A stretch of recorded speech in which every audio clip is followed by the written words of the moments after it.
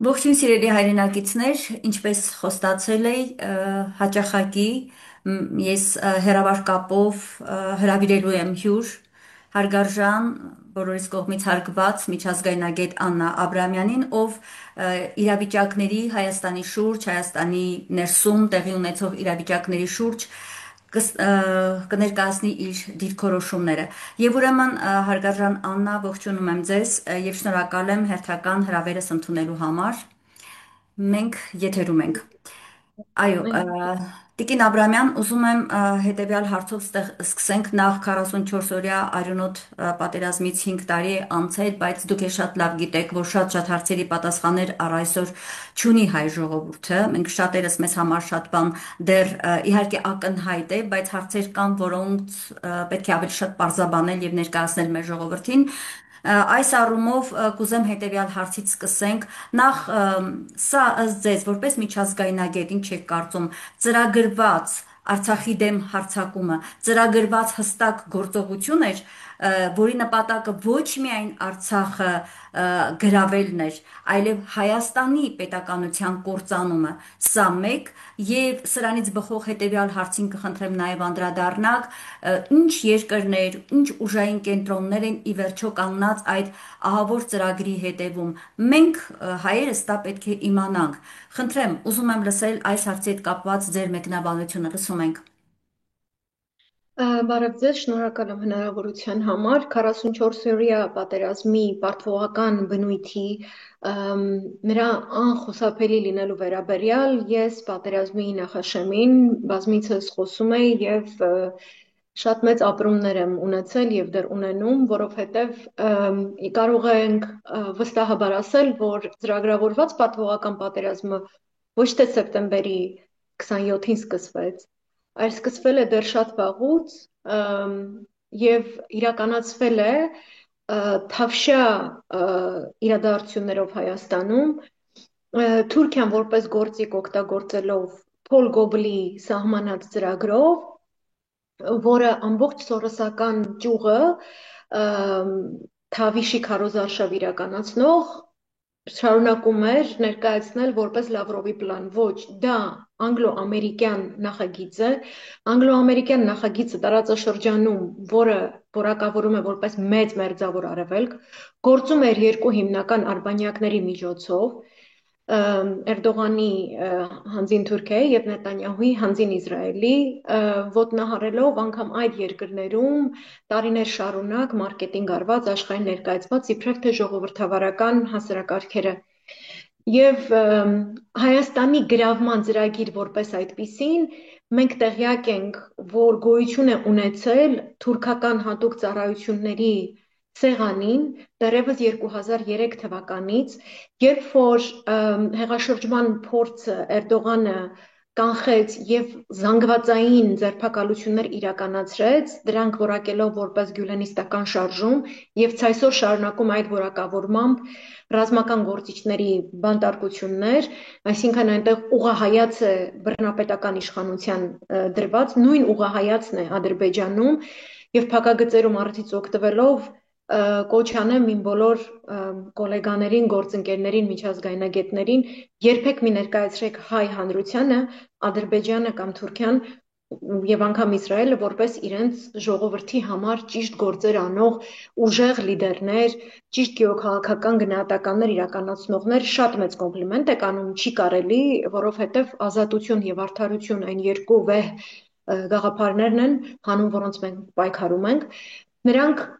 այդ դատավարությունների շրջանակում ուրեմն արտահոսք էր եղել պատահաբար ռազմական դատախազության կողմից, պատահաբար այդ փաստաթղթերը, որոնք պետք է ապացուցեին այդ ձերբակալվածների կապը ինչ որ տարօրինակ, այսպես դավադրությունների, գյուլենիստական կապերի մեջ, արտահոսք էր եղել փաստաթուղթ, որտեղ ներկայացված էր նաև Հայաստանի գրավումը, ինչպես նաև Հունաստանի գրավումը, հատկապես ծովային տարածքների, այսինքն սա մնայուն գործոն է թուրքական հատուկ ծառայությունների գործողություններում, որոնք եւ ուղղորդեցին այդ թավիշը, որը իրականացրեց սահմանադրական կարգի տապալմամբ իշխանազավթում Հայաստանում, կոնկրետ ուղղակի ուղղորդված հսկայական այդ ամերիկյան դեսպանատան կողմից, բրիտանական դեսպանատան միջոցով գործող հատուկ ծառայությունների կողմից, նրանք այնտեղ ներգործեցին նաև Ռուսաստանում իրենց ազդեցության գոտու տակ գտնվող կրեմլյան աշտարակներին ենթակա որոշ հայկական ուժեր եւ հնարավոր դարձրեցին, որտեղ նրանք կիսում են մեկ գլոբալիստական տեսլական, որտեղ կարևոր է Զանգեզուրի միջանցք կոչված է, այսինքն այստեղ բուն գլոբալ գեոքաղաքական, գեոտնտեսական կարգերում դոմինանտություն պահպանելու եւ այդ դոմինանտությունը ավելի խորացնելու խնդիր է այդ անգլո-ամերիկյան կոալիցիան իրականացնում,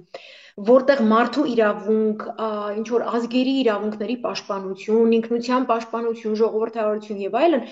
դրանք առաջնային չեն։ Եվ դրանք պետք է ծառայեն այդ ավելի բարձր իրենց համար, իրենց կենսական անհրաժեշտության համար, որ այս 21-րդ դարը իրենց դարը պետք է լինի, իրենց քաղաքագետներն են գնահատում դա այսպես կոչված the American Century, այդ իսկ պատճառով էլ արդեն իսկ գծված այդ հեղեղուկ ինչ որ քարտեզներ եւ այլն, մենք տեսնում ենք անընդհատ կապ չունի հանրապետական նախագահեր, հետո եկավ դեմոկրատը, հետո վերստին հանրապետականը, որևէ արժեհամակարգային տարբերություն գործողություններում չկա, որևէ երաշխիք մեզ տրված չի եւ այդ տրամաբանությամբ էր, որ նրանք շատ արագ տեմպերով այդ թավշի մեծ ալիքի վրա ժողովրդին այսպես խոտ մատուցելով, որ վերջապես դուք ժողովրդավար եք, ձեզ անվտանգություն պետք չէ, ձեզ բանակ պետք չէ, նախկինները վատն էին, նորերը լավն են, հիշենք, որ առաջինը եկավ հենց Բոլթոնը չի այցելեց, ասաց, որ վերջին անգամ ինքը Երևանում էր 98 թվականին եւ իրեն այդքան լավ չէր զգացել, որովհետև հիմա իշխանության են մարդիկ, ովքեր Արցախի ազատամարտի հետ որևէ կապ չունեն եւ կանաչ լույս տրվեց, որ ինչ ուզում եք արեք, որպեսզի այդ պատերազմը հնարավոր դառնա։ Եվ մեր հասարակությունը պետք է հասկանա, մեր բոլոր բաց թողումներով, ձեռքբերումներով, շրջափակման վիճակում գտնվելով հանդերձ, մեր գոյությունը, մեր տարաձայնությունները պետք է մենք ինքներս մեր ուժերով լուծումներ տանք, երբեք կոպիտ ասած դրսից մարդ չբերենք,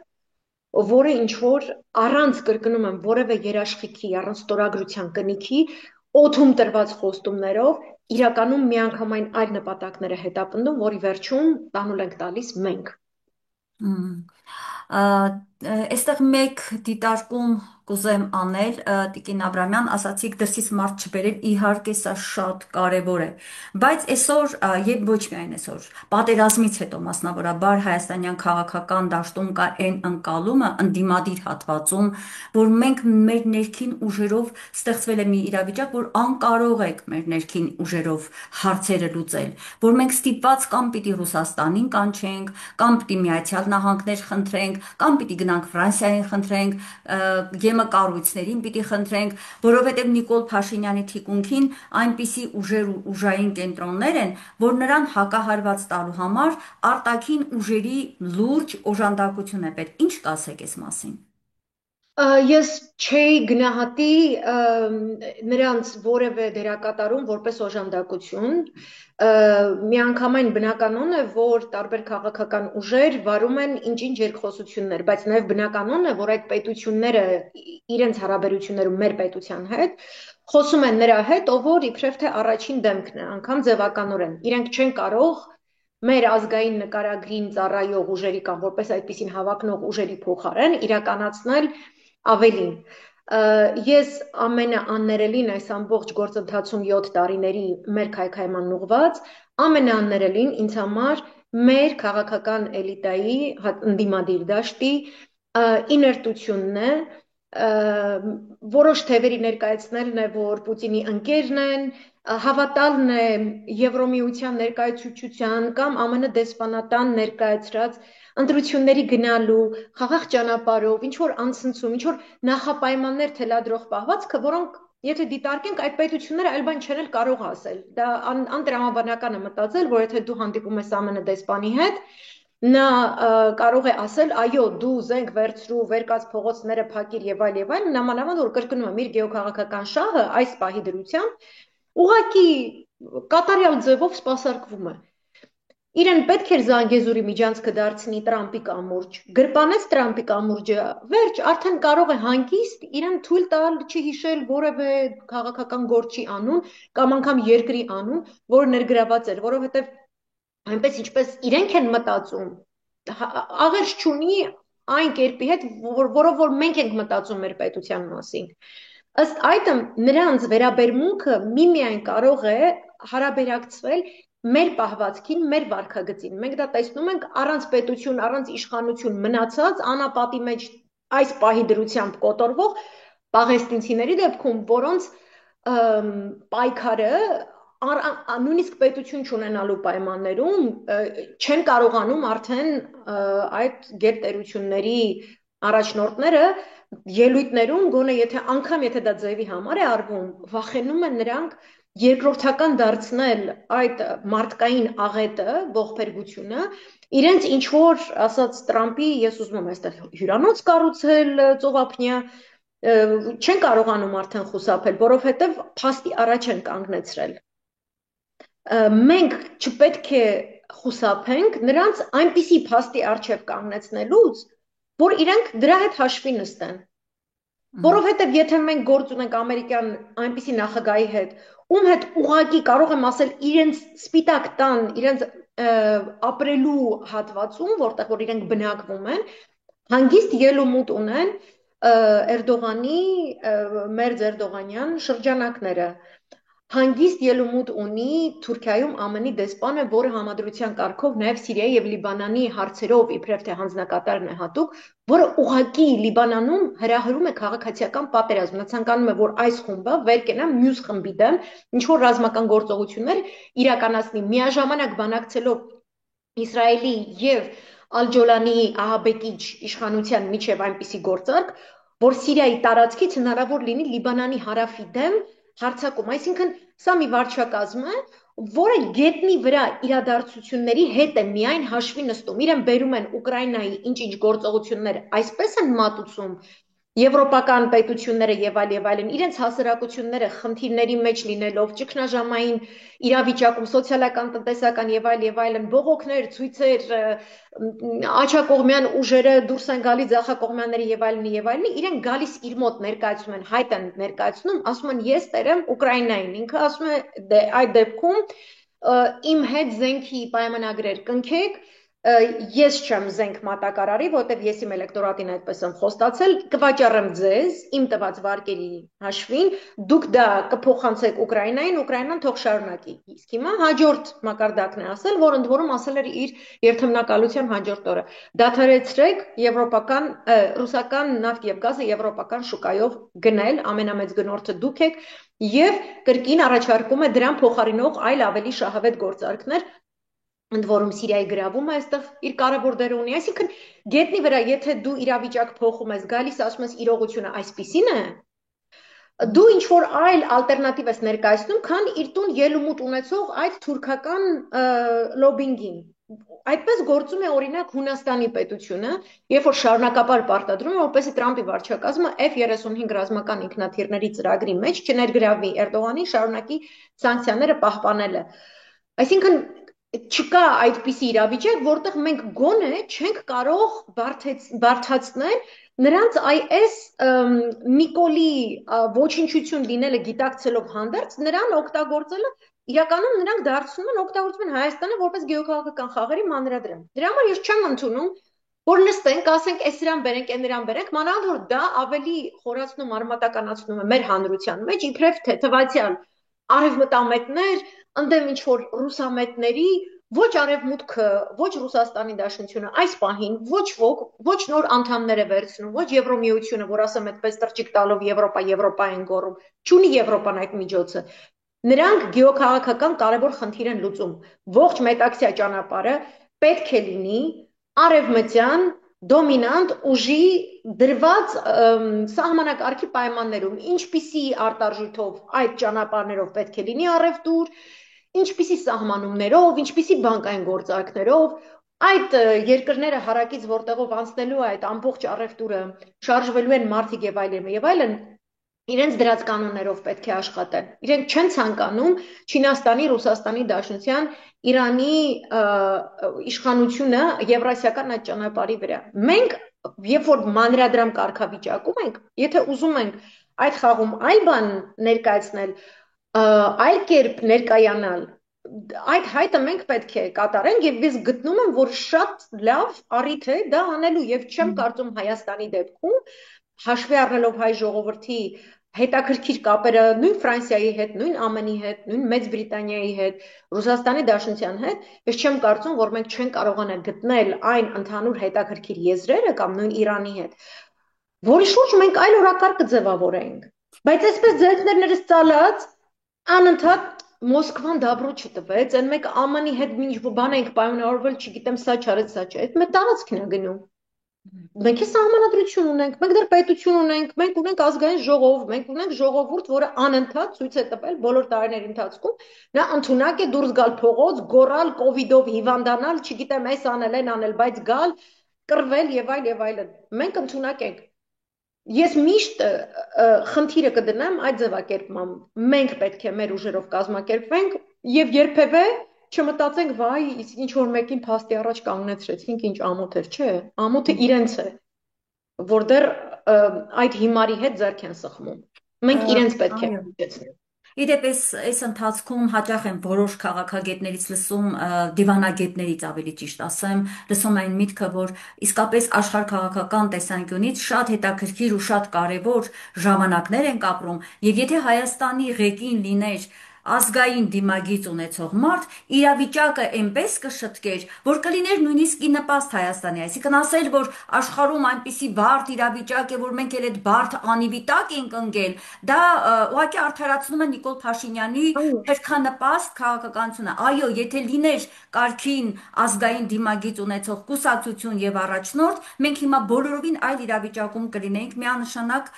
ձեր դիրքորոշմանը նաեւ համակարծիք եմ այն առումով, որ այստեղ եւս լուրջ գործ ունի անելու ընդդիմությունը, եթե տեսնում ենք, որ չկա այդ դիմագիծը ունեցող իշխանություն, ինչ պիտի ուրեմն անի ընդդիմադիր հատվածը, ձեռքերը նստած, ծալած 5 տարի սպասել, որ որևէ տեղից հյուսիսից թե հարավից օգնություն կգա, ստացվեց ինչ, այդ ծալած վիճակում, իհարկե մի քիչ ծայրահեղացնում եմ, ծալած չէր, աշխատանք է արվել, բայց այս ընթացքում մենք կորցրեցինք Արցախը, հիմա մենք Հայաստանի մասին ենք խոսում, հիմա մենք եկանք հասել ենք Տիկին Աբրամյան, այն խնդրին, որ բոլոր վերլուծություններում Արցախը մոռացված է, գիտեք, խոսում ենք Սյունիքի մասին, մեղրին տալու մասին, Հայաստանը ոչնչանալու մասին ենք խոսում։ Սա արդեն լրջագույն խնդիր է, մեր բոլորի բաց թողումն եմ ես դա համարում։ Հիմա եկեք գանք, եթե կարելի է մինչև ընդդիմության քայլերին անդրադառնալը, նախ որպես այս իշխանության առաջնորդ համարվող անձի ՄԱԿ-ի ամբիոնից հնչեցրած ելույթն էլ, հա, որոշակի կխնդրեմ, չգիտեմ, ինչ տարբերակով կուզեք մեկնաբանեք, որովհետև այստեղ Ալիևին մենք լսեցինք ինչ է ասում, մի բան էլ մի հատ լավ քննադատեց Հայաստանին հետ, թե այ դուք եք էթնիկ զտումներ իրականացրել, հետո հայտարարեց, որ ինքը հաղթած է նաև խաղաղության այս համաձայնությունների ընթացքում, ուղղակիորեն մեղադրեց Հայաստանին։ Ինչ լսեցինք մենք Փաշինյանից, արել է իր ձեռքը այդ խաղաղության, ինչ որ անկապ փաստաթուղթը անդադար խոսում է այդ մասին ու մի հատ էլ հարցնում է, բայց ինչի եք խոսում Զանգեզուրի միջանցքից, ինչու եք ասում օրինակ Զանգեզուրի միջանցք։ Դա մի քիչ ոնց որ թե վիրավորել էր էլի Փաշինյանի արժանապատվությունը։ Այսինքն ես ուզում եմ հասկանալ, այս մարդը ինչ ելույթ ունեցավ, հա, քաղաքագիտորեն կներկայացնեք, եթե կարելի է։ ՄԱԿ-ը համարվում է կարևորագույն ամբիոն, չէ՞, ՄԱԿ-ի այդ հարթակը։ Երկրների ղեկավարները այնտեղ կարևորագույն խնդիրներ են բարձրացնում։ Ինչ է այս մարդը բարձրացնում։ Լսում եմ ձեզ, Տիկին Աբրահամյան։ Նախ նշեմ, որ ես սկզբունքայնորեն իր ոչ մի խոսքի չեմ անդրադառնում, գտնում եմ, որ շատ մեծ կոմպլիմենտ կլինի նրա որևէ խոսք վերլուծելը։ Ձեր հարցի ձևակերպման առաջին մասով, որ այո, հիմա Արցախից անցել ենք Հայաստան ենք խոսում, նաև խոսում է այն մասին, որ մեր ոչինչ չանելու հետևանքով Ալիևը ոնց որ Ալիևն էլ Էրդողանն էլ, Ալիևը Էրդողանի տակ է, այսպես ասենք, ոսկե ձկնիկ են բռնել, ուրեմն իրենք պետք է որքան որ այս հաճույքը տևում է, պետք է փորձեն առավելագույնը պոկեն, որովհետև տեսնում են դիմացի ինչ որ փալաս է, ինչպես խփես ոտքերդ վրան, ինչպես տրորես եւ այլն, այնպես էս բռնել բռիդ մեջ, որովհետև մենք տեսել ենք ինչպես են իրենք գերիներ պլանավորված ձևով չէ, մեր տղաներին գերի են հանձնում, որ հետո իբրև թե ականապատված քարտեզների համար փոխանակեն։ Հիմա էլի գերիներ են պահում, որի դիմաց Ադրբեջանը ուզում է Հայաստանի տարածքում բռնված սիրիական վարձկանների, որոնք իգիլականներ են, ու շատ մեծ խնդիրներ են բացելու, նաև ԱՄՆ-ի համար եւ այլ եւ այլն։ Այս ողջ ընթացքում ինքը եթե երկրի ղեկավարը եւ խնդիր ունի ինչ-որ մեկը անվանում Զանգեզուրի միջանցք եւ անգամ եթե համաձայնել է Տրամպի կամուրջ խոսույթի հետ, թող Տրամպի վրա գոռար ՄԱԿ-ի ամբիոնից ու ասեք, բա ասում էր սա քո կամուրջն է, այսով այս Ալիևը եկել ինչ որ ուրիշ բառ է ասում։ Որովհետև Տրամպը ոչ մի երաշխիք չի տվել, որովհետև ընդհանուր գործարքի մեջ պայմանավորված է, որ հայերը պետք է ջնջվեն այդ տարածքներից, պետք է հեռացվեն։ Լրիվ թուրքական ծրագրի տակ է։ Հայկական լոբինգի ոչ մի օղակ Տրամպի վրա ներազդելու որևէ լծակ չունի։ Նա կոնկրետ որակի մեծահարուստների կողմից, կոնկրետ գաղափարախոսություն կրողների կողմից ֆինանսավորված պրոյեկտ ծաղրածու է, որը ինքն էլ պատասխանատու չի իր արած ասածների համար, շատ ավելի մեծ պրոյեկտ է տեղի ունենում, որը ես վստահ եմ, որ այդ տզրուկը, որը նստած է Հայաստանի Հանրապետության վարչապետի աթոռին, գաղափար անգամ չունի։ Նա տգետների տգետն է եւ նրա տեղը բանտում է։ Այսինքն խոսեմ ինչ գնաց, ինչ թափ տվեց, ինչ որ թուղթ, ինչ որ եսի ինչ, իրոք իրեն կոմպլիմենտ է։ Այդ լակոտը, այդ փալասը, այդ ստախոսը, այդ մարդասպանը ինքը պետք է նստի բանտում եւ տա ցուցմունք մի մեն դատարանում։ Ինքը մի մեն պետք է խոսի դատարանում։ Ես այդպես եմ իրեն ի սկզբանե տեսել եւ ինքը չունի արդարանալու, որ ինքը չգիտեր ինչ էր անում եւ բոլոր նրանք, ով իրեն իշխանության առաջին այդ օղակն են եղել, նույն որ հիմա անդիմության շարքերում են, իր մոտ են աշխատել, հա, իրենք ես շատ զարմանում եմ, որ իրենք շատ մեծ պրետենզիաներ եւ շատ մեծ ամբիցիաներ քաղաքական կարիերա անելու ունեն, որովհետեւ ես դրա մեջ տեսնում եմ շատ մեծ անամոթություն, հաշվի առնելով իրենց այդ անփութության պատճառով, որքան մարդ է զոհվել եւ լավ կլիներ, որ իրենց լեզուները մի քիչ կարճ պահեին, որովհետեւ այդ զոհվածների մասին իրենք չեն սիրում խոսել, անհայտ կորածների մասին չեն սիրում խոսել։ Այսօր անհայտ կորածների ծնողները Պաշտպանության նախարարության դիմաց կրկին ակցիա են անում, կրկին մարդիկ վատառողջ էին դարձել եւ կրկին շտապօգնության մեքենա էր եկել եւ այլ եւ այլն։ Այսինքն Ալիևը ինչ կուզի կասի, ինչպես կուզի կձևակերպի, ինքը ոչ մի փաստաթուղթ չի ստորագրելու, որովհետեւ իրենց ամբողջ միտքը ողջ տարածքը վերցնելն է, իրենց որևէ հայ պետք չի, հայկական մշակույթ, պատմական հուշարձաններ եւ այլն, ինչքանով որ աշխարհը դարդ է քաշել Արևմտյան Հայաստանում ոչնչացված մեր հուշակոթողների մասին, կամ Արցախում հիմա ջնջվող մեր պատմության մասին, երկու այդքան էլ Հայաստանի մասին են դարդանելու։ Այսինքն կրկին ես միշտ կգամ այդ կետին, մեղավորը մենք ենք, հանցավորը մենք ենք, որ նա առհասարակ հայտնվել է ՄԱԿ-ում եւ խոսել է։ Եվ այդ բոլոր ընդդիմադիրներին, որ ֆանարիկներով են մեզ զբաղեցնում 4 տարի շարունակ, որ կուզեիք երեխեք այսօր ուրիշ մեկը այդ ամբիոնից խոսելիս լիներ։ Իսկ ՄԱԿ-ը ինքնին ճգնաժամի մեջ է, այո, շատ լուրջ կառույց է, այնտեղ շատ կարևոր են գենասամբլեայի ելույթները, որոնք դրանք կանխորոշում են, դրանք անմիջապես ես նույնիսկ այսպիսի որքան ժամանակ է որ հետևում եմ ՄԱԿ-ի ելույթներին եւ այլն, վերջին 3-4 տարիները հատկապես, իմ մոտ այսպիսի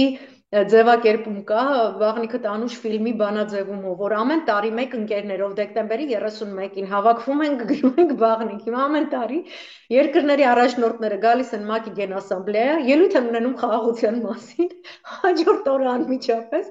սկսվում է փոխադարձ հարձակումներ, պատերազմներ, որը արտացոլում է, որ այդ կառույցի ճգնաժամը, որը կրկին այդ անգլո-ամերիկյան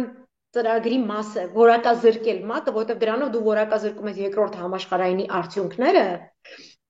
դու ամբողջապես չեզոքացնում ես, ոչնչացնում ես անվտանգության խորհրդի կարևորությունը, որպեսզի դու մեկ այլ հասարակարգ հաստատես։ Եվ դրանով են իրենք զբաղված, այսինքն իր ելույթը այս կոնտեքստով, եթե նայենք այլ երկրների падգամավորներ, հանրություն ակտիվ քաղաքականապես, փորձագետները, քաղաքագետները մեկ այլ պրիզմայով են դիտարկում կատարվող, այսինքն մենք համաշխարհային պատերազմի շեմին նստած ինչ որ կատաստրոֆիկ աղետալի երևույթի ենք ականատես լինում, իմ նիվենիվո ոչ մեկին ինքը հետաքրքիր չի, որովհետև ինքը փալասի պես մեր երկիրը հանձնել է ու դահլիճը դատարկ է, ոչ ոք չկա, Իսկ երբ որ Նետանյահուն բարձրացավ ամբիոն, 100 երկրներից ավել падգամավորներ իրենք դուրս եկան ի նշան բողոքի, որ դու մարդասպան ես, դու որակազրկում ես ՄԱԿ-ը, նա ամենաշատ ՄԱԿ-ի աշխատողների սպանած իշխանության ղեկավար է,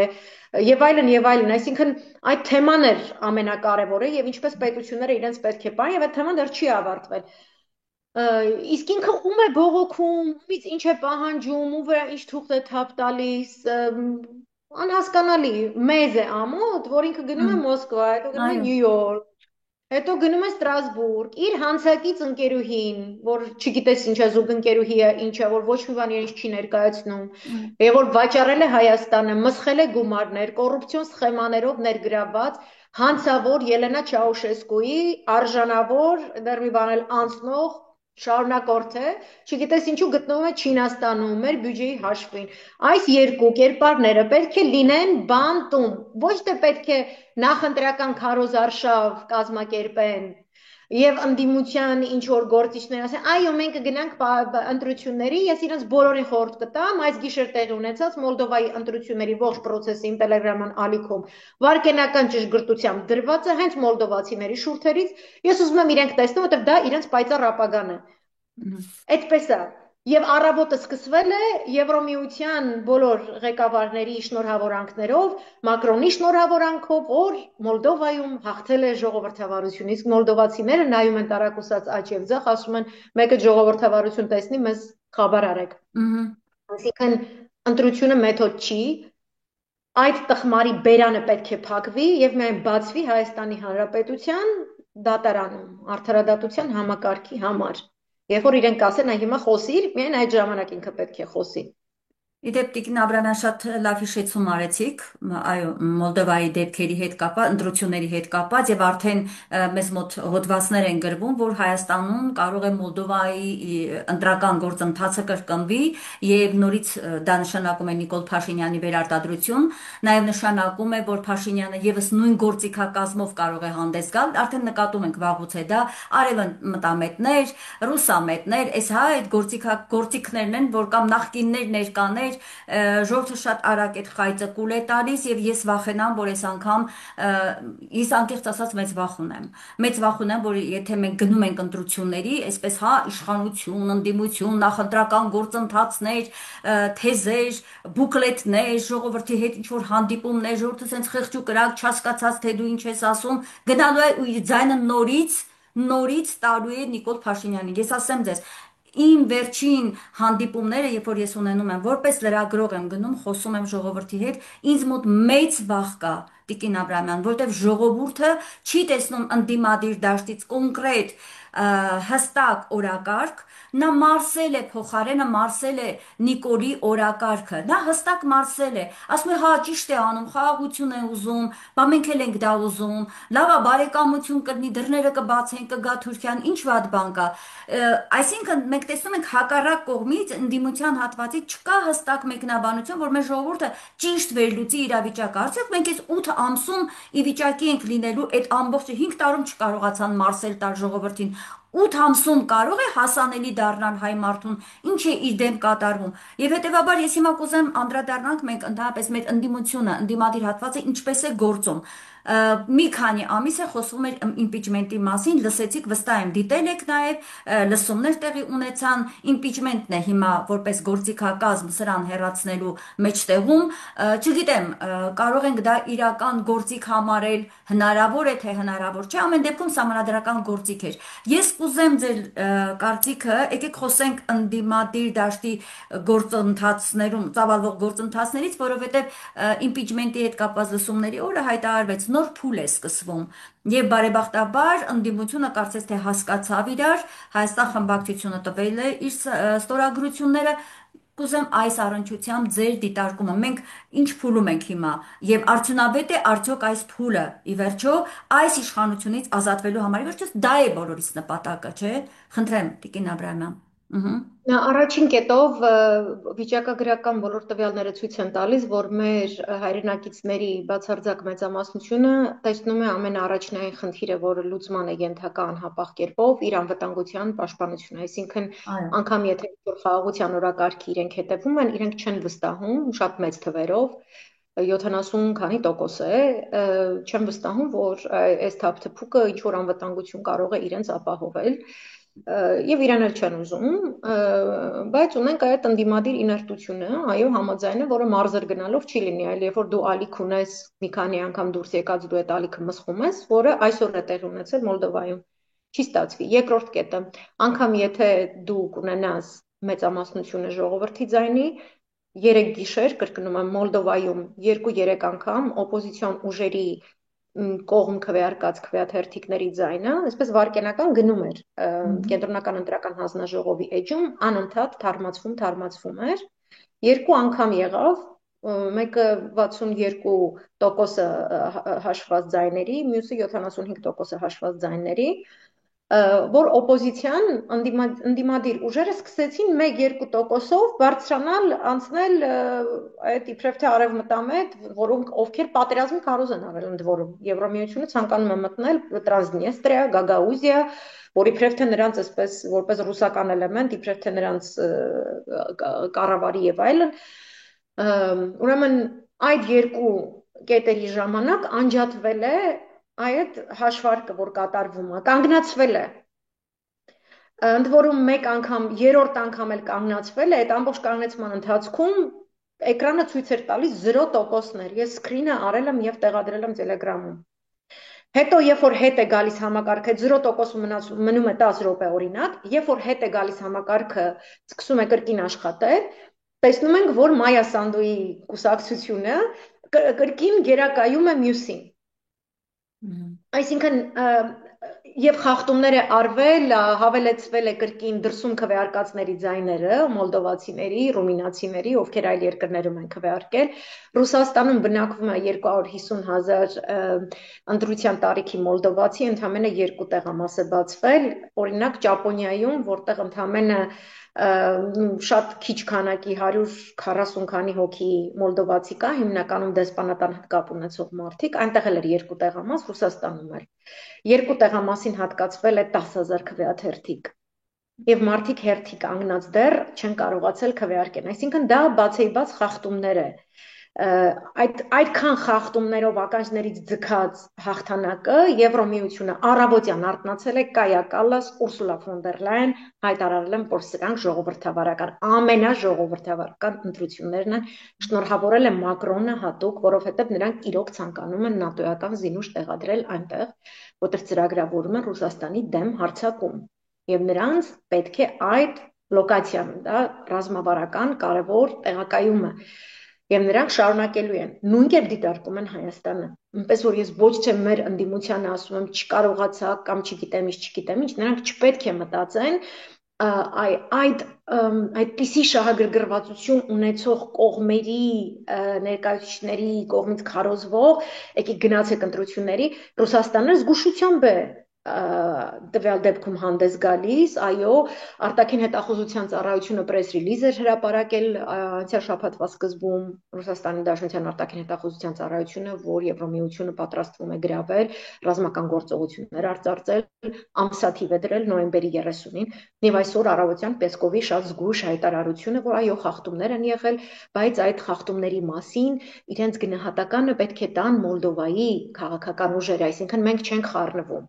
Այսինքն, եթե հիմա նույն այդ Ռուսաստանը մեզ ասում է, որ երեխեք եկեք գնացեք ընտրությունների, մենք էլ ասում ենք, օ, Ռուսաստանը ասաց գնանք ընտրությունների, ուրեմն գնանք ընտրությունների, Ռուսաստանը այնպես չէ, որ հայամետ է կամ հակահայ է եւ այլն, ինքը չունի այլ որակի աշխատանք տանելու ռեսուրս այս պահի դրությամբ, որից գալիս ենք ձեր հարցի երկրորդ մասին, դա նշանակում է մենք պետք է կատարենք բացառիկ քայլ, միասնական մեկ ճակատով ընդդիմադիր, իմպիչմենտը որպես միակ սահմանադրական մեխանիզմ, միանգամայն լեգիտիմ, գործարկելով այնպիսի որակավորումներով, որ մեր ժողովրդի մոտ, հատկապես այդ փողոց դուրս եկող 70,000-ից 120,000 ժողովրդի մոտ, որևէ վարքյան տարակուսանք չառաջանա, որ ինձ կրկին անգամ բերել են տուն ուղարկելու։ Սա է մեր հիասթափության հիմնական պատճառը, ոչ թե մենք նրանց դատում ենք, ոչ թե եւ այլն։ Իրենք են անձնավորված թիրախավորում մարդկանց, ովքեր այս հարցերը տալիս են։ Հիմա շատ մեծ քայլ է արվել, իմպիչմենտի մասին լսումները ցույց տվեցին, որ այդ միասնականությունը հնարավոր է ստեղծել, կարելի է գալ մեկ հիմքի վրա, մեկ հարթակի վրա առաջ ճարել առանց ավելորդ խոսքերի եւ ձեռնարկել միասին պայքար, որտեղ պետք է այդ փողոցի եւ իմպիչմենտի գործողությունը, եթե մարդը գալիս է փողոց ինչ որ գործողություն պահանջելու, այդ գործողության ինստրումենտը գործիքակազմը պարլամենտի ներսում արդեն կա, այդ թուղթը բարաթ այսպես ասած կա, ամեն ինչ լեգիտիմ է, արևմուտքից կզանգեն, արևելքից կզանգեն, հյուսիսից, հարավից եւ այլն, no, stop, այս մեր գործն է։ Սա մեր գործն է։ Մենք հիմա այսպես ենք աշխատում, մեզ մի խանգարեք։ Ես բոլոր ինչպիսի հանդիպում Մոսկվայում ունեցել եմ, ես հասկացել եմ, որ այնտեղ այսպիսի բան կա, երբ որ հայեր են ինչ որ գնում հանդիպում, փող են ուզում, որ ինչ որ բան անեն, որ քաղաքական կուսակցություն դառնա, ոչ որ մեդիա բացեն, մի հատ չգիտեմ ինչ անում։ Ես ասում եմ ինչ եք ուզում, ասում եմ ուզում չխանգարեք։ Մի խանգարի։ Ոչ մի բան ձեզնից ուզող չկա։ Դու որից չխանգարես, քեզ դրանից լավ ալնելու։ Ես կարամ իրա շահը ներկայացնեմ այդ դիտանկյունից, դու զբաղված ես, քո ասում ես դու զբաղված ես, մեծ երկիր ես, մեծ գեոքաղաքական, մեծ ակտոր ես, մեծ չգիտեմ ինչ եմ, բայց քո բոլոր պատուհաններ, ֆորտեչկաներ, ամեն ինչ փակել են, քեզ ստիպել են, որ դու քո նավթը եւ գազը ուղղորդես Թուրքիայի միջոցով։ Քո ռեսուրսի 40%-ը քառորդ հատվածը դու ստիպված ես վաճառել Թուրքիայով ու այդ բաց պատուհանից արաբներն էլ այդպիսի խոսք ունեն որ պատուհանից ամենասառը օդն է փչում դա պետք է փակես դու հիմա չես կարողանում դա փակես ու քեզ հիմա խայտարակ են անում Տրամպի սպիտակ տանը որտեղ Էրդողանին ասում է դու ուզում ես F-35 ռուսական նավթը քո շուկայից հանի ու որքան էլ որ ռուս փորձագետները հի հա գրեն, դե չեն կարող կամ Պեսկովը ասի թուրքական հանրապետությունը դա անկախ պետություն է, ինքը կորոշի, չգիտեմ, ջիա կարող է ինքը որոշեց մի հատ ՆԱՏՕ-ից դուրս գա։ Ինչքան անկախ դու ես, երկու այդքան անկախ էլ Թուրքիայի հանրապետությունն է, չալարեց Թուրքիայի հանրապետություն հայտարարեց, էլի։ Ոչ, Թուրքիայի հանդեպ վերաբերմունքը ԱՄՆ Անգլիայի կողմից դու մեր այնտեղի արբանյակն ես, դու գոյություն ունես, որովհետև ես եմ քեզ ստեղծել, որ դու գոյություն ունես, ստեղծել եմ այս նպատակով Ուրեմն ես երբ որ քեզ կասեմ Թուրքիայի Ռուսաստանի հետ էլ առևտուր մի արա, ես էլ քեզ խնդրեմ գազային նոր պայմանագիր, քաղաքացիական խաղաղ միջուկային ռեսուրսի նոր պայմանագիր, նոր համաձայնագիր, նոր չգիտեմ ինչ, ոչ մի բանի առջև չեն կանգնելու։ Այսինքն Ռուսաստանին ասած հեքիաթների թողնենք այս հերոսին իր արջերի նապաստակների չգիտեմ ինչերի հետ, մեր Բաքում մենք գիտենք մեր այս ինչ ասեմ, այդ քպեական չգիտեմ ինչերին, այս թափթփուկների հարցերը մենք գիտենք ինչպես լուծենք։ Ես չեմ ուզում Մոլդովայի պես քոռուփոշման, ես իրենց ֆորումներն է գիշերը կարդում, լացս գալիս էր այդ մարդկանց համար։ Մեր վիճակում են գտնվում, ոնց որ մենք 2021-ի այդ ընտրություններից հետո։ Հիմա Տիկին Աբրամյան հասկանանք, թե մեր մոտ ինչ է սպասվելու, հա, ես երբեմն սարսափով այսպես մտածում եմ, եթե ընդդիմադիր դաշտը գնալ նորից հայտարարելու է, որ գնում է համանդրական ճանապարհով, նորից սկսելու է մտնել այդ նախընտրական տրամադրությունների մեջ, քարոզչություն եւ այլն, ապա արդեն ակնհայտ նկատվում է, որ Փաշինյանի թիմը զբաղվելու է բոլորովին այլ կերպ է, այսինքն աշխատելու ընդդիմության հետ, նրանք կամ կալանավորելու են կամ ինչու ոչ նաև սպանելու են, արդեն քաղաքական սպանությունների դեպքերը կան, եւ ես երեք լսում էի մի իրենց սատելիտներից մեկին, Լևոն Շիրինյան անուն ազգանունով, այս հակառուսը, այնքան հակառուս է, որ թուրքամետ է եւ նույնիսկ հակահայ է արդեն այդ մարդը դառնում իր կեցվածքով։ Ասում է, կառավարությունը հակահարձակման պետք է անցնի գողականության դեմ։ Ինչն ինձ մտահոգեց նրա այս հայտարարության մեջ անունը կդնեն, թե կռիվ ենք տալիս գողականության դեմ կամ ահաբեկչության դեմ, իրականում բանտերը կլցվեն ընդդիմադիրներով, կսպանվեն ընդդիմադիր գործիչները, տեսանք Վալոդյա Գրիգորյանի պարագայում։ Ինչ ենք անելու մենք, իսկ մենք դեռ զբաղվում ենք նախընտրական այսպես ստվերային համագործակցություններով։ Ես չգիտեմ, դեռ ակտիվություն չեմ տեսնում։ Գուցե վարակույրից անդին լուրջ աշխատանք է արվում, իհարկե չեմ բացառում, բայց ուզում եմ, որ դա հստակ լինի, որտեղ միայն մեր համախմբման, ձեր խոսքում արդեն ասացիք, հնարավոր չէ, եթե դա չլինի, ոչինչի չենք հասնելու։ Այս մտահոգությունս ինչպես մտահոգությանս կխնդրեմ անդրադառնաք, լսում ենք ձեզ Տիկին Աբրամյան։ Ուրեմն կրկին Մոլդովայի հետ զուգահեռ է գնում, որովհետև այնտեղ թե ընտրություններից առաջ եւ արդեն այսօրվանից սկսած Մայա Սանդուն հայտարարություն է արել ընտրություններից հետո, շնորհակալություն մոլդովացիներ, դուք ընտրեցիք ժողովրդավարությունը, այլևս երբեք ռուսական ներազդեցությունը այստեղ չի կարողանա ֆինանսավորել որևէ նախընտրական արշավ, ինքը չունի այդպիսի փաստարկներ, բայց այդպես ասում է, ընդ որում ընտրություններից առաջ կատարված ոտնձգությունները, թե ուղղափառ եկեղեցու դեմ, այնտեղ հոգևորականներին ուղղակի գետնին նետած ծեծել են, այդ կադրերը տարածել են, նույն կերպ ինչպես մեր մոտ քաղաքական գործիչների Գագաուզիայի հաղթած առաջնորդին ընտրված նստացրել են բանտ, աղջիկ է, կին է, Ելենա Գուցուլ, 7 տարի ազատազրկմամբ, շինծու կարած, այսինքն եթե կա մարդ, որին պետք է բռնել, հոդված միշտ էլ կգտնվի, Լևոն Շիրինյանի ասածը թուրքական ինստրուկտաժով, այսինքն դու սրանց մինչև ընտրություններ, սա, այս տարերը օգտագործիր, Եվրոմիությունը տալիս է այդ գումարը, բանտարկիր, ճնշիր, կադրերը տարածիր, թող տեսնեն, վախացրու եւ այլն։ Ընտրությունների ընթացքում կրկին կոպիտ խախտումներ, այսօրվա իր հայտարարությունից հետո նշանակում է, որ Մոլդովայում սկսելու են արդեն այդ ընտրություններում մասնակցած կոչվում են պատրիոտические սիլы, հայրենասեր ուժեր, բլոկեր, այդպես կոչվում, սկսելու են կուսակցությունները արգելափակել, մարդկանց նստեցնել եւ հաջորդ փուլը, որ փորձագետները գնահատում են եվրոպացի փորձագետներ եւ իրենք ահազանգ են հնչեցնում, որ իրենք տեսնում են ԱՄՆ միջամտությամբ կանաչ լույս Մայա Սանդուին իրականացնել այն, ինչը որ Զելենսկին ցույլ տալով ՆԱՏՕ-ի զորքեր մտնեն Մոլդովայի տարածք կամ Տրանսնիստրիա կամ Գագաուզիա ասել, որ պատերազմական իրավիճակ է եւ այլևս ընտրություններ հայտարարելու կարիք չի լինի։ Այսինքն էլ կարիք չի լինի, որ դու նույնիսկ իջուտես ձևացնես, որ դու ժողովրդավարություն ես եւ այլն, որտեւ իրենց հաջորդ փուլը Ռուսաստանի տարածքի դեմ հարձակումն է։ Մեր դեպքում Իրանի տարածքի դեմ հարձակումն է, նաեւ Ռուսաստանի դեմ հարձակումը։ Եւ մեզ կջնջեն այդ process-ում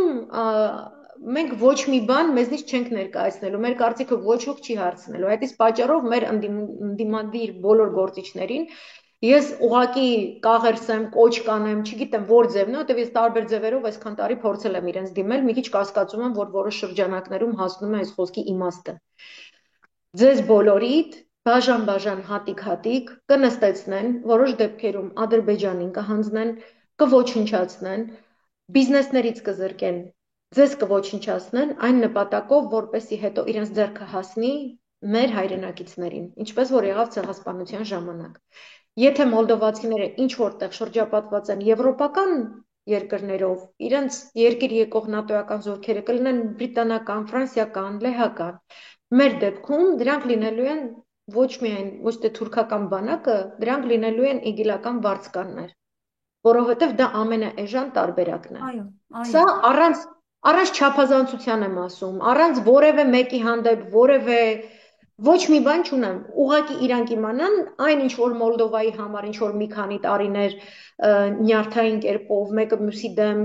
ինչ որ կռվելն է, պայքարելն է, Եվրոպամետ, Ռուսամետ, չգիտեմ ինչ, Լևոն Շիրինյանը շատ մեծ կոմպլիմենտ է անում ինքն իրեն, որ ուզում է ներկայացնել Արևմուտք եւ Ռուսաստանի միջև ինչ որ բախում իր այդ չնչին գումարների դիմաց կատարած ստրկամիտ ծառայությունը որովհետև իրեն եւս մյուս հայերի հետ միասին ոչնչացնելու է թուրք վարձկանների բանակը։ Սեղանին դրված է Հայաստանի տարածքը, Պանթուրանի տարածք սարքելը։ Այնտեղ քրիստոնյա չի մնալու, հայ չի մնալու, հայերեն չի մնալու, կամ կարող եմ առաջարկել ինքը մեր բոլորիցս առաջ ընկնի, առաջին կարգով վազի գնա հասնի Թուրքիայի իր սրտի քաղաք, թլպատվի հրապարակայնորեն, որովհետև դա են պահանջելու հայերից, մուսուլման եղբայրների գաղափարախոսությունն է, մենք արաբների եւ պարսիկների հետ գործ չունենք այստեղ, մենք ունենք Բրիտանիայի սնած, ծնած, ծայրահեղական, մահմեդական հանցավոր գաղափարախոսության կրող Էրդողանի եւ իր բանակի հետ, ուրեմն ինքը պետք է թլպատվի, սկսի ապրել Թուրքիայում, սովորի թուրքերեն եւ այդ գեղեցիկ հակառուսական ելույթները ունենա թուրքական հեռուստատեսությունում, մեզ էլ ցույց տա ինչքան լավ է ապրում թրքացած հայը Էրդողանի իշխանության օրոք։ Այսինքն այդպես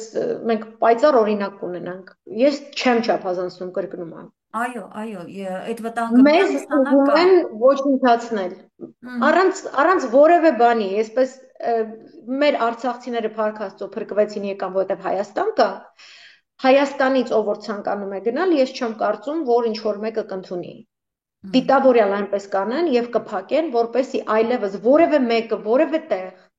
ցեղասպանության պահանջատիրության խնդիր երբևէ չփորձվի բարձրացնել։ Սա է այն խնդիրը, հարգելի ընդդիմություն, որի լուծումը դուք պետք է տաք impeachment-ի քայլը ճիշտ գրագետ կերպով իրագործելով եւ չանելով այդպիսի վիճակներ շատ տհաճ էր դիտելը այդ ամենի դրական մթնոլորտի հետ միասին իշխանի կողմից այդ թուղթը այսպես ցույց տալը ինչ եկել ես թուղթը մեր երեսին շպրտես Աշոտյանը շատ ճիշտ էր ասում ասում էր մեր ինադու եք է ստորագրում այնպես արեք ընդունելի լինի այս մատաղը ընդունելի լինի հալալ լինի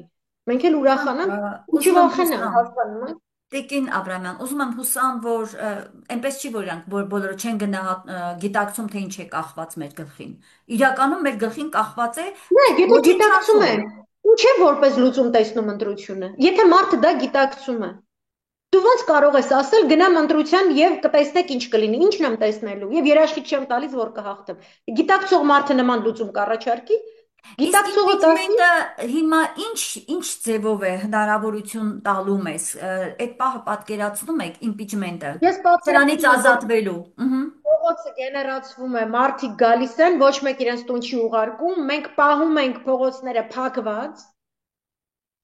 ոչ թե կես ժամ փակում գնում ենք տուն, մենք ստեղծում ենք խորը քաղաքական ճգնաժամ, մենք հրաժարվում ենք նրանց որևէ թրքամետ առաջարկներից ազգային ժողովում նստելով ինչ որ անիմաստ իբրև թե օրենսդրական ակտեր քննարկելուց դե մինչև թուրքը որ գա պետք է ինչ որ իմիտացիայով զբաղվեն մենք հրաժարվում ենք ունենալ ընդդիմություն որը մասնակցում է այդ իմիտացիային ինքը ստեղծելով կեղծ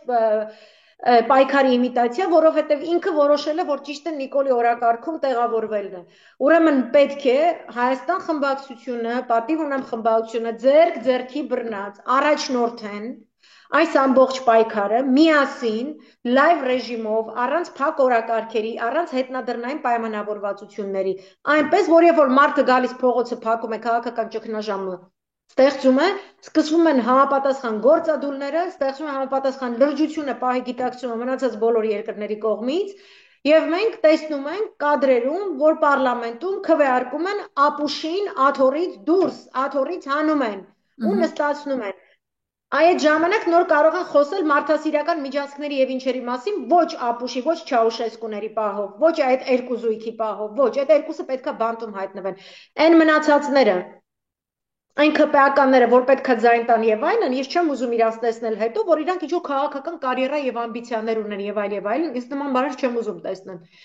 Միայն այս թրքամետ ուժի կատարյալ բացառության պայմաններում պետք է ստեղծվի ժամանակավոր կառավարություն, որը իր հերթին պետք է ձեռնամուխ լինի Արդեն նոր ընտրությունների կազմակերպման, ինչպես նաև այս թուրքերի հետ պայմանավորվածություններից Հայաստանի վիզը դուրս հանելու այդ յաթեղանի տակիցի վերջով, որովհետև որ կատակի անում չեմ հասկանում։ Ու պետքա այլևս ընտրությունների գնալուց մենք չունենանք թուրքական օրակարգի կրող կուսակցություն, այսինքն ինձ միայն այդ գաղափարն էլ ոնց ասեմ, ասենք լավ Մոլդովայում մտածում են եվրոմիութենական դեպի Եվրոմիությանը սահման ունի Մոլդովան, Ռումինիա ունի եւ այլն, լավ, ասենք եվրոմետները ընդդեմ ռուսամետների ինչ որ տրամաբանություն կա։ Հայաստանում ոչ թե խնդիրը դրված է արևմտամետ ռուսամետ։ Թուրքի տակ ես դու գնում, այսինքն Թուրքի օրակարգով աշխատող կուսակցության հետ կապիտուլյացիա ստորագրած, սրբազաններին բանտում պահող, մարդ սպանող։ Դու համաձայն ես այդ ուժի հետ գնալ ընտրության, ու որտեղ քարոզչություն ժողովրդավար իրականացնել։ Ու ասենք ինչ քարոզչություն նախընտրական ինչ քարոզչություն պիտի Հա, իրականացվի։ Ես չեմ այսինքն պատկերացնում։ սա մի կուսակցություն է, որը սահմանադրական կարգի տապալմամբ իշխանազավթում է արել եւ հերթով սահմանադրության բոլոր մեր դրույթները, որ պետականության հիմքերն են կազմում, խախտելով, ջարդելով գնում է ու դու իր հետ գնալու ես ընտրության, որովհետեւ երկուսը հավասար լեգիտիմություն ունեն Հայաստանի շահերը ներկայացնելու հայտը ձեր ընտրությունների միջոցով հասարակությանը հայտնելիս։ Դու ինչպես կարող ես համաձայն, ես օրինակ չեմ ուզենա, ես ինչ որ նման դրա հետ հավասար գնամ, միանգամից գնամ, ես էլ գնամ Անկարա,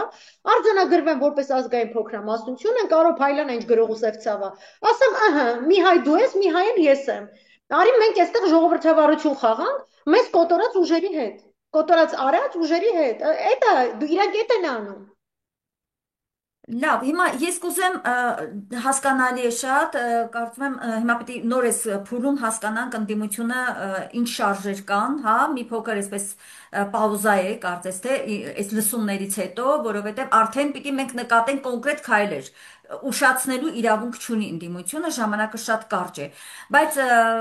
ընդհանրապես ամբողջ ներքաղաքական դաշտում Տիկին Աբրամյան պատրաստվում են ընտրությունների։ Հասկանում եք, բոլորը այդ տրամադրությունների մեջ են, որ պիտի գնան 26-ին ու պիտի փորձեն հաղթել, կամ կհաղթեն, կամ ամեն մեկը ինչ որ փոքր չափերով, այսպես մի 6 հատ մեկը, մեկը մի 7, մեկը մի 10, մի քիչ ավել պակաս մանդատով կմտնի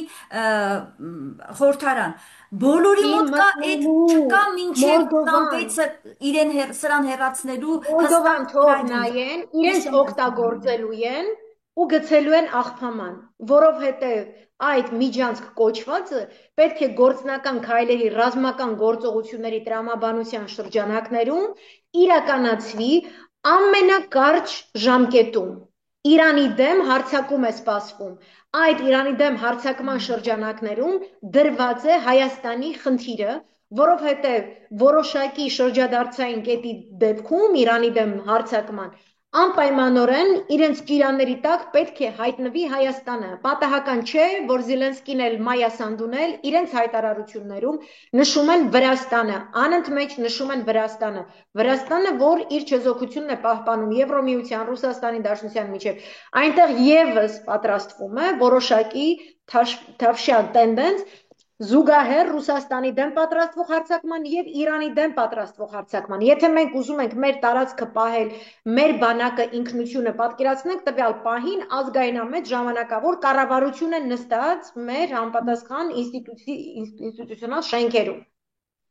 Մենք պետք է կոորդինացնենք հատկապես Ռուսաստանի հետ այնպիսի գործողություններ, որ որևէ տարածքային կորուստ եւ կյանքերի կորուստ մենք չկրենք։ Եվ Իրանի հետ էլ պետք է աշխատենք, եւ Չինաստանի հետ էլ պետք է աշխատենք, եւ Հնդկաստանի հետ էլ պետք է աշխատենք, եւ նույն ԱՄՆ-ի եւ Մեծ Բրիտանիայի հետ։ Երբ որ կանգնես փաստի առջև, այս բոլոր ընտրությունների ձեր ասած պատրաստվող ուժերին եմ ես դիմում։ Ձեզ միայն կհարգեն, երբ որ դուք հետաքրքիր կոնֆիգուրացիայով ճեղքեցիք իրենց խաղը։ Եվ ասեք ախպեր, եթե ճանապարհ ես ուզում, ես ինչի պետք է իմ տարածքից դուրս գամ։ Ես ուր գնամ ապրեմ։ Հիմա շատ հայտնի այսպես ծաղրանկար է շրջում բոլոր այս արաբախոս, իրանախոս խմբերում, որտեղ այս Պաղեստինի պետության ճանաչման թեման է ներկայացված։ Վերևի պատկերում Պաղեստինի ամբողջ, որը հիմա արդեն համարյա ամբողջապես Իսրայել է դարձել, աշխարհագրական այդ քարտեզն է, այդ կտորն է, այդ հողակտորը, որը այդ նույն արևմուտքը իր ձեռքով տալիս է Իսրայելին եւ ներքևում Պաղեստինին տալիս է Պաղեստինի դրոշ։ Նա դրոշ ունես, բայց տարածք չունես։ Մեզ էլ տենց կարող են, դրոշի ուզում արցախցիներին, դրոշը տվել են, եկել են արցախցիները Հայաստանում Արցախի դրոշով ման են գալիս։ Հայաստանն է, այսինքն մաքսիմումը, որ հույս պետք է ունենա, որ ողջ չենք մնալու։ Եթե ուզում ես քեզ հարգեն, դու մի հատ այնպեսի քայլ ար, որտեղ բոլորը զզվում են էթնիկ գործունեություն, ես տեսնում եմ։ Չեն սիրում, չեն հասկանում, իրանք որտեղ աշխարհը հային ուրիշ ձև գիտի։ Իրան մենակ սիրում է Էրդողանը, Էրդողանի կնիկը, իտո զզվելով, այսինքն ինչ շունն է։ Դա դուք ամոթից գետինը չեք մտնում, այդ փալասի հետ գնում եք ընտրության։ Եվ Մոլդովայի օրինակը այսօրվանից սկսած ռեպրեսիաների են ենթարկելու բոլոր օպոզիցիոն բլոկի կուսակցություններին, անգամ նրանք, ովքեր 1%-ից ավելի ցածր ձայն են հավաքել։ Այսինքն Թևանյան, Անդոն, Շմանդոն, ինչ կա այնտեղ, լիքը Անդոններ կան։ Բոլորին, ու իրանք էլ փողը տվել են։ Այսինքն փող տրվել է, որ ինքը կուսակցություն դառնա, ես իմ դրոշ, բան, ինչ որ sense բաներ անի, իսկ հետո սիվուպլե գնում ենք բանտ, որովհետև այն ծրագիրը, որ մենք հաջորդ թիվ անելու ենք, այդ ծրագրում սցենարի համաձայն դուք ոչ մի դերակատարում չունեք։ Լավ, Սա իրոք։ կարճ եթե կարելի ասել, Տիկին Աբրամյան, խնդրում եմ, ինչ պիտի անի հիմա այս պահին, էլի ուզում հասկանամ, ընդդիմությունը կոնկրետ Ես համաձայն եմ ձեր ասածից, որ պետք է շատ արագ անեն, համաձայն չէ, որ պաուզա է, պաուզա չի, որովհետև ես ուզում եմ այդ ստորագրությունները ճիշտ փաստաթղթի մեջ կցված եւ սկսվի փողոցային պայքար։ ահա, Ես ուզում փողոցային եմ պայքար, տեսնել շատ լավ, երկու ուժերը միասին։ Ես ուզում եմ այո, Դաշնակցություն, Հանրապետական, բոլորը միասին։ Ես ուզում եւ եմ ոչ տեսնել միայն այդ երկու ուժերը, արտախորհրդարանականն էլ, ամբողջ ընդդիմությունը, իրենք Արդեն առաջին այդ, որ մենք ունենք 34 ստորագրություն, հաջորդը 20-ն է պետք, իրենք պետք է միասին ձեռք բռնած, նույն մոտիվացիայով, նույն եռանդով, էնտուզիազմով հետամուտ լինեն այդ հավելյալ ստորագրությունները, բերեն ու ժողովրդին ասեն, ահա, այս էլ բարատը դավայցը դուս են գալիս։ Այս պետք է արվի։ Մի հարց կարճ այդ ԿՊ-ի պահով էի ուզում նաև հարցնել, ձեր կարծիքով այդ 20-ը հնարավոր է պոկել ԿՊ-ից։ Չգիտեմ, անկեղծ ասած ես դրան չեմ հավատում, Ես որովհետև այդ հավատում եմ, աշխարհի, որովհետև հա, ես ձեզ ասեմ սենց, նոյեմբերի 9-ին էլ է եղել այդ իրավիճակը, որ շատ ԿՊԱ-կաններ եւ պրո-ԿՊԱ-կաններ մեր երկրում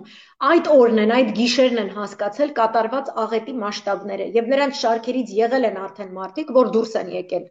Եվ կա այդ շարունակական ռեպրեսիան Չաուշեսկուների կողմից եւ հիշեցնեմ Չաուշեսկուները վերածվել են իրենց ամենահավատարիմ ծառայած մարդկանց կողմից։ Ես դա հիշեցնեմ, որ տարիներով պարտադրված են եղել լռել, տարիներով պարտադրված են եղել երկու հանցագործների կողմից տրված հրահանգները հանցավոր իրականացնել, սպանություններ, բռնաբարություններ, ինչ կարող եք պատկերացնել, ամենասարսափելի բաներն են արել ու հենց իրենք էլ նրանց ոչնչացրեցին։ Որովհետև իրենց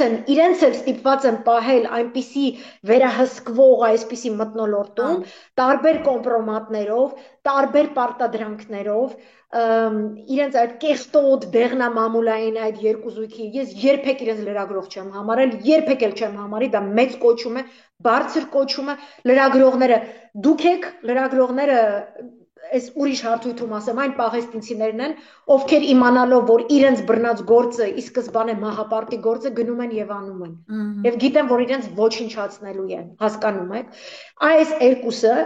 ԿՊԱ-ականներին պահում են ռեպրեսիվ ռեժիմում եւ եղել է դեպք, երբ որ Գալստանյան Բագրատ Սրբազանի վարչապետի թեկնածության դեպքում ասել է բերեք ես պատրաստ եմ լինեմ, բերեք այդ ստորագրությունները, այդ մասին Նիկոլին առաջին ծանոթացողը Հայաստան խմբակցության падգամավոր է եղել։ Համար մեզ կարևոր էր, որ падգամավորները Հայաստան խմբակցության լինեն ամբողջապես ճիշտ էջի վրա, նույն էջի վրա, որտեղ պատիվ ունենն է, բոլորին դեմքով մենք լայվ ռեժիմով ստուգ ենք, որ թռնողներ եւ այլն չլինեն, որ այդ մյուսները, որ պատրաստ են գալու, իմանան, որ իրենց թիկունքը պաշտպանված է եւ կա այդպիսի հումանիտար միջանցք։ Թող իրենք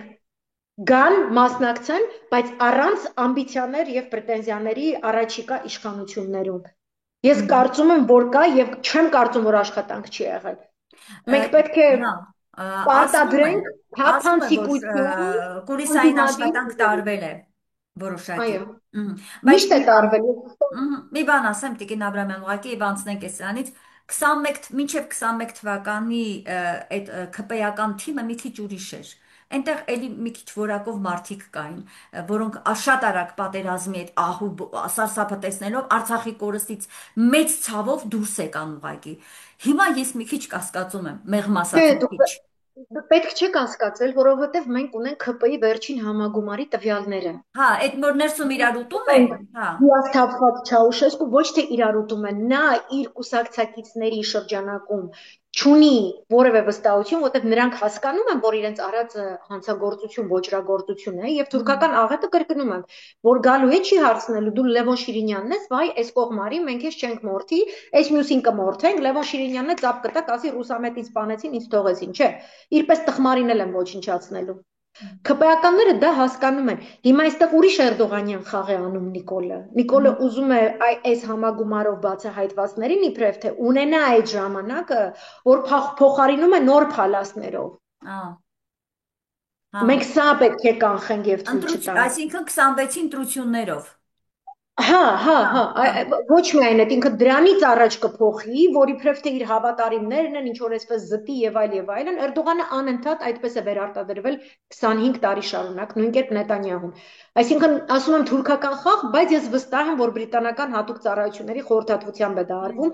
նույն օրինաչափությունը Զելենսկու մոտ ենք տեսնում, նույն օրինաչափությունը Մոլդովայում ենք տեսնում։ Այսինքն, կան այդ մարդիկ, այդ համագումարում ինքը չունենալով արդեն այդ վստահությունը իր իսկ քաղաքական ուժի, դա շատ կարևոր ցուցիչ է եւ դրա մասին պետք է խոսենք։ Շատ լավ Տիկին Աբրամյան եւ որպես եզրափակիչ մի հարցեր կուզեմ շատ կարեւոր ինչին շատ քիչ ենք անդրադառնում ժողովրդի գործոնին այդ դուք ասում եք փողոցը փակելու ակտիվ գործընթաց չէ պիտի լինի ես իմ այդ փակ հանդիպումներում հարցազրույցներում լրագրողական հարցազրույցներում ժողովրդի հետ մի էս գրեթե հաճախ կրկնվող այսպիսի մի միտք եմ տեսնում մենք նախկիններին չենք հավատում Ժողովրդի մեջ սրանք մտցրել են նախկին ներկա այդ հակասությունը, այստեղ հաջողել է Նիկոլը։ Սա ակնհայտ է։ Հիմա մենք ո՞նց պիտի այս 8 ամիսների մեջ ժողովրդին ձեռք ազատենք այդ մտայնությունից։ Վստահ եմ չեն հնարավոր չի։ Մարդիկ նույնիսկ ասում են, թող երեք նախագաները դուրս գան հայտարարեն։ Մենք չենք ակնկալում իշխանություն, մենք չենք գալու իշխանության, մենք մեկ նպատակ ունենք, ժողովուրդ ջան, մեր պետությունը կանգնած է վտանգի առաջ։ Պիտի փրկենք մեր երկիրը։ Ժողովուրդը դա է ուզում լսել Լևոն Չէ, Տեր-Պետրոսյանից, չէ, չէ, ես մի քիչ Ռոբերտ համաձայն չեմ։ Քոչարյանից, Սերժ Սարգսյանից։ Ես ուղղակի փոխանցում եմ ժողովրդի կարծիքա։ Հիմա ոնց ենք Եմ աշխատելու այս կարծում, որ դա հատվածում։ ժողովրդի կարծիքը, եթե Ռոբերտ Քոչարյանը ուզում է ինչ-որ քաղաքական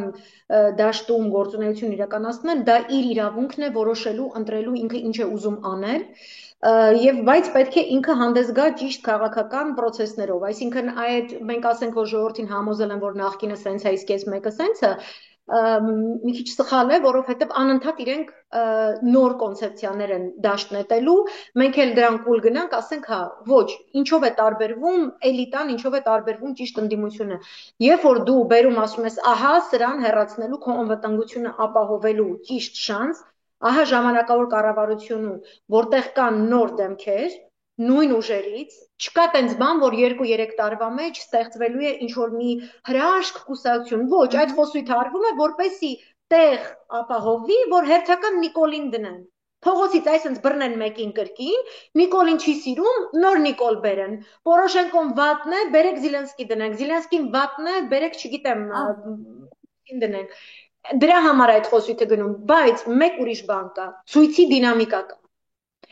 Բոլոր փողոցային պայքարներում կա այդ գործոնը, որը կոչվում է ցույցի դինամիկա։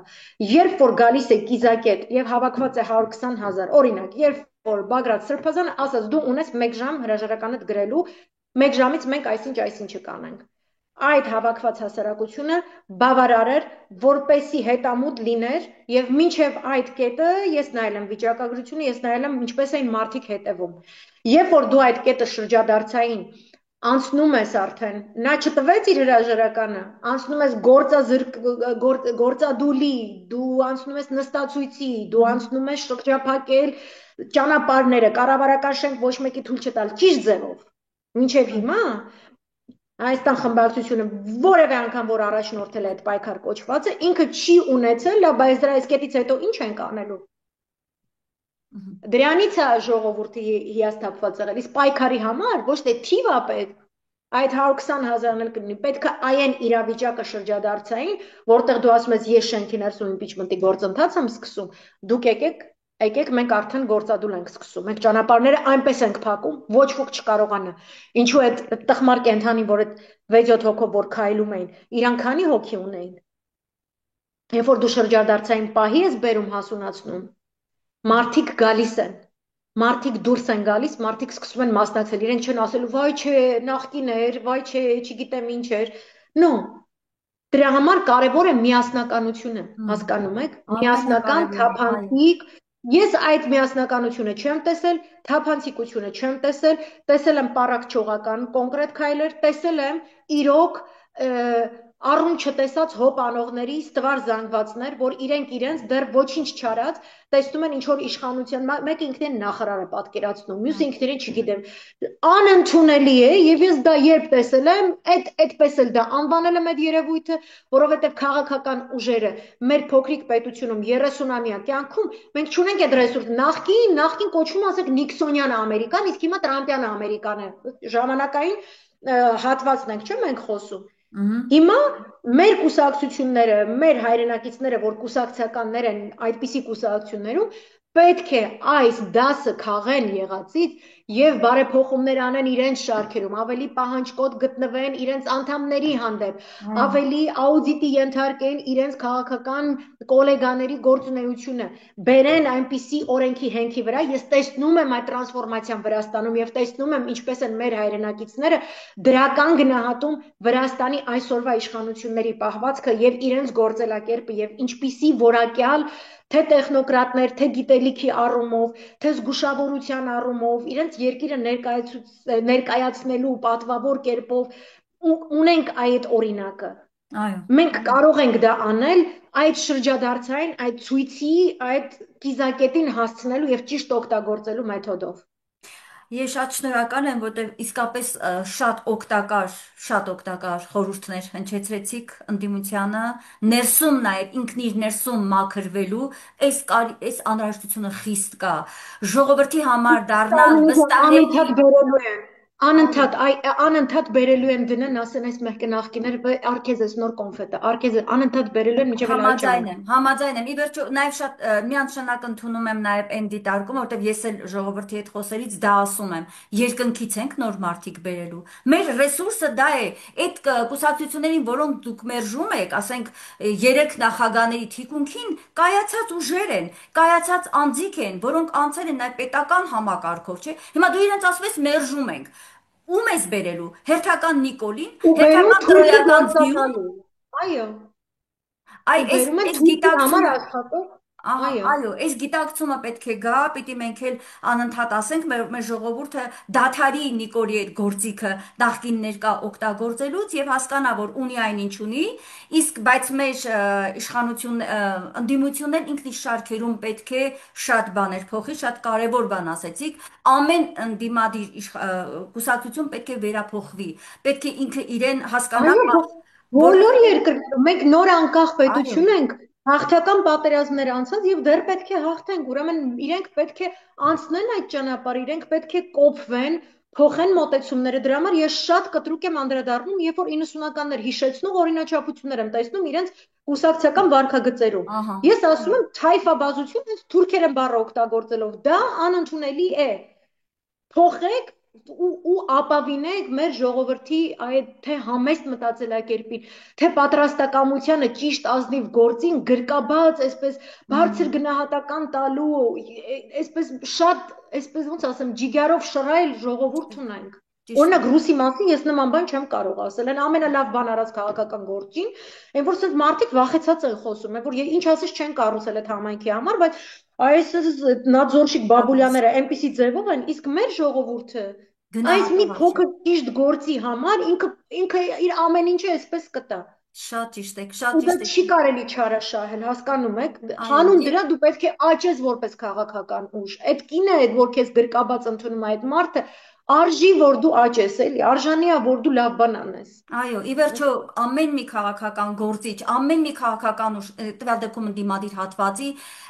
ի վերջո պիտի գիտակցեն, հա, մեր այդ քաղաքական դաշտի մարդիկ պիտի գան ծառայելու։ Այս հենց այնպես խոսք չի, է, ժողովրդին պիտի գան ծառայելու, որ պաշտոն են ստանում, պիտի ծառայելու տրամաբանությամբ կան, ոչ թե գնում ենք քերենք, գնում ենք փող լափենք, չգիտեմ ինչ, ու այդ